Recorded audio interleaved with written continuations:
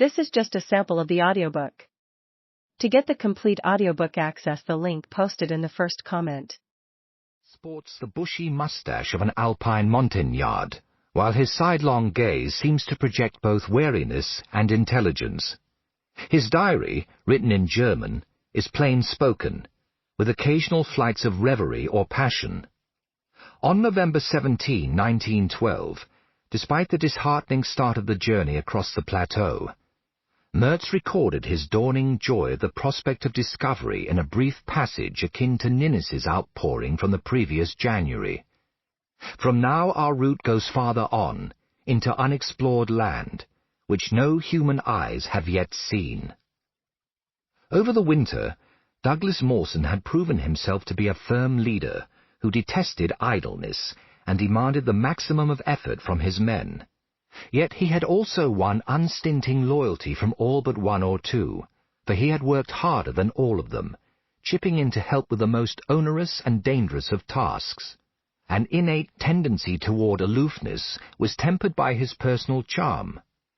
Unlike Scott, who on his expeditions preserved the distinction between officers and men with a naval vigor that extended to separate messes on shipboard, Mawson fraternized constantly with his teammates, ate with them at a communal table, and both gave and sought advice at every hand. Lean, 6 feet 3 inches tall, with piercing blue eyes, Mawson cut a striking figure at the age of 30. In his own way, he was as strong and athletic as Mertz, and his endurance and capacity to withstand pain would become legendary. The best-known studio portrait of Mawson, taken in 1911, reveals an impossibly handsome face, with just the hint of a receding hairline. In the photo, Mawson holds a penetrating gaze that proclaims his calm composure and adamantine will. A certain reserve also stamped the man's character.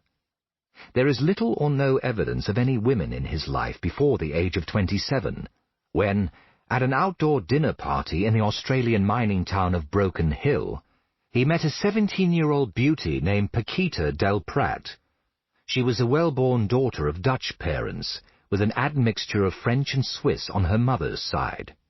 It was love at first sight on both sides, although a year would pass before they met again. In December 1910, they became engaged, but their marriage would be postponed until after the completion of the AAE. Throughout the expedition, Mawson wrote letters to Paquita, even though he knew it would be months before she would be able to read them. And from the Netherlands and Australia, Paquita wrote her own letters, even as her fears about her beloved's safety grew and darkened in what she called this everlasting silence. Just an hour before his departure on the great overland journey that would win Mawson his lasting fame, he wrote to Paquita from the hut on November 10. I have 2 good companions, Dr. Mertz and Lieutenant Ninnis. It is unlikely that any harm will happen to us, but should I not return to you in Australia, please know that I truly loved you, from an admiration of your spirit. Goodbye, my darling. May God keep and bless and protect you. Since the second decade of the 20th century, Mawson has lurked in the shadow of his contemporaries Scott, Shackleton, and the great Norwegian polar explorer Roald Amundsen. In part, this is because he was Australian. Though born in England, Mawson emigrated to New South Wales with his family at the age of 2.